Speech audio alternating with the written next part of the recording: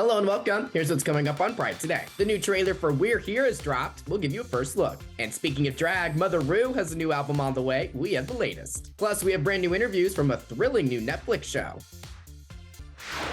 Hey everyone, I'm Ricky Cornish. Thanks for joining me as we take a look at stories making headlines. The Emmy Award-winning series We're Here is finally coming back. For its third season, HBO's reality drag series will take host Bob the Drag Queen, Eureka O'Hara, and Shangela to even more small-town cities in the US. Just like the first two seasons, the host will put on a one-night-only drag show in each of these cities and will give a makeover to their chosen drag daughters in the leading up to their performances. To see the full trailer, head to out.com. And Queen RuPaul herself has a brand new album on the way. Made up of original songs, the new record is called Black Buddha and it's slated to drop January 6, 2023. The two lead singles of the album were released this past Friday, Star Baby and the holiday bop Show Me That You Festive. It is noteworthy that RuPaul typically releases her new albums around the time that regular seasons of Drag Race premiere on VH1.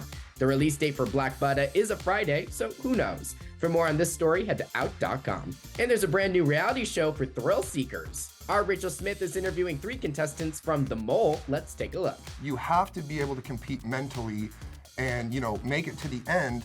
But if there's no money at the end, there's really no gratification. And I was like, I was doing everything I could mentally to look suspicious and, be a player that people were worried about.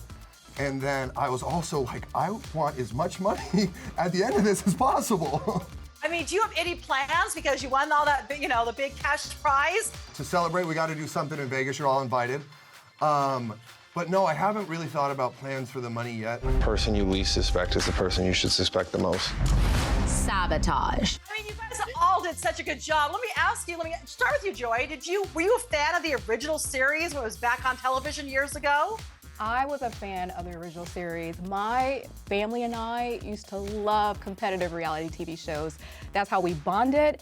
And, my mother passed away a few years ago, so unfortunately she couldn't watch me competing on the show, but I know she was rooting for me in heaven. But yes, all the time, we are fans of everything, all of the reality TV shows. So yeah, it was incredible. Miss Mole, I have to ask you, that's going to be your new name now, Miss Mole.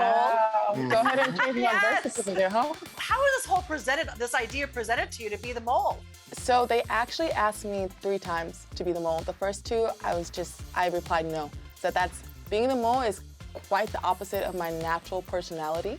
And then the 3rd time, I said yes. And I said, my mom always told me you can do anything with time and resources. And I said, if you give me that, just give me time and resources, then I can do it.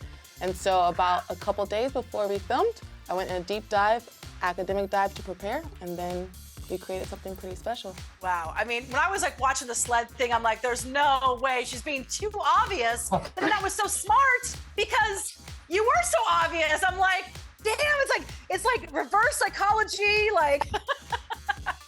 That's such a real moment for all of us. You're literally watching the mole throw bricks of cash down a mountain. And that's what messed me up. I'm like, there is no way my sweet Kazi could be the mole because it's too obvious. I'm like, it has to be Will. It was so fun to see the show brought back in a modern way. So you guys, congratulations. My name is Ricky Cornish. Thank you so much for joining me on Pride today. Check us out on Advocate Channel, streaming daily on YouTube.